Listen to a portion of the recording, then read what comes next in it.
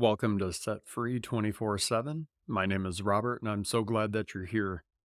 We're reading through Proverbs today. We're doing a chapter of Proverbs a day to keep the police away. We're 19 days in, no handcuffs, so I'm considering this a win. I think we're on the right track. The chapter here today is titled, If You Quit Listening. Better to be poor and honest than a rich person that no one can trust. Ignorant zeal is worthless. Haste makes waste. People ruin their lives by their own stupidity. So why does God always get blamed? Wealth attracts friends as honey draws flies. But poor people are avoided like the plague. Perjury won't go unpunished. Would you let a liar go free? Lots of people flock around a generous person. Everyone's a friend to the philanthropist. When you're down on your luck, even your family avoids you. Yes, even your best friends wish that you'd get lost. If they see you coming, they look the other way. Out of sight, out of mind. Grow a wise heart. You'll do yourself a favor. Keep a clear head, and you'll find a good life. The person who tells lies gets caught.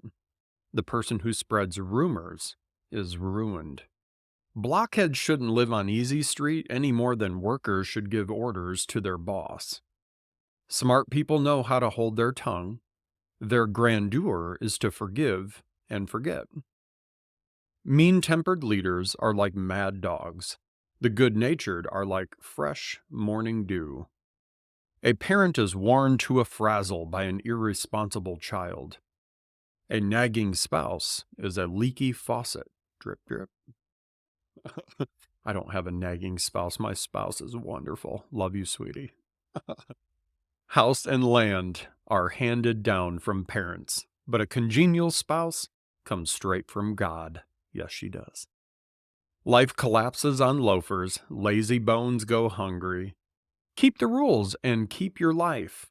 Careless living kills. Mercy to the needy is a loan to God, and God pays back those loans in full.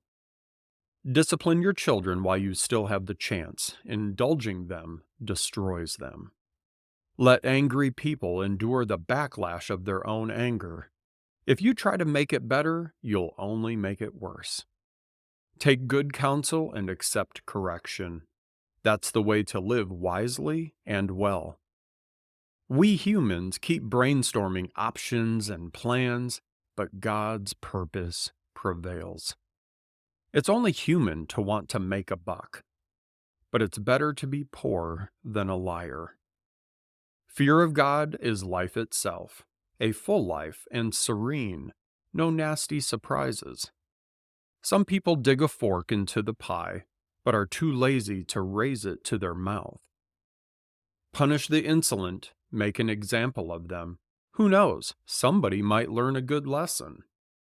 Kids who lash out against their parents are an embarrassment and a disgrace. If you quit listening, dear child, and strike off on your own, you'll soon be out of your depth. An unprincipled witness desecrates justice. The mouths of the wicked spew malice. The irreverent have to learn reverence the hard way. Only a slap in the face brings fools to attention. I remember one time when I was in the middle of addiction and my parents helped me out and they had purchased a moped for me to get around. And I ended up going to jail one day for something. And about 3 or 4 days later, I get out of jail and just about everything I owned is gone, including the moped. So now I have to call my mom. I have to let her know what had happened to the moped. And I know deep down she's thinking I just sold it for dope. And because that had happened plenty of times before. But I remember her saying, Rob, we just don't involve ourselves with people that are doing those sort of things. And because we are hanging out and involving ourselves with people not doing those things, we don't have those fears about that stuff happening. And it was all the chaos in my life at the time. So when I read that the fear of God is life itself, a full life and serene with no nasty surprises, I used to have so many nasty surprises in my life because I just didn't have the fear of God. I wasn't living the way that I should have been. I was compromising my values, my morals, my standards, and everything. And it always led to loss, either loss of my freedoms, loss of privileges, loss of my stuff. I mean, I've lost all of my possessions more times than I can even shake a stick at. It's crazy. I'm glad I'm not doing that anymore. So that's why we're reading a Proverbs a day to keep the police away. And we're 19 days in. We're going to keep on this track. So I appreciate you following along. Thanks for listening. I will see you tomorrow here for chapter 20. As always, if you have any questions, comments, or anything, drop them down below. I'd be happy to engage with you. The comments that I've had over the past 19 days have been absolutely humbling, and I enjoy doing this journey with you. This is as much for me as it is for anybody else out there. So thanks again for listening. See you tomorrow.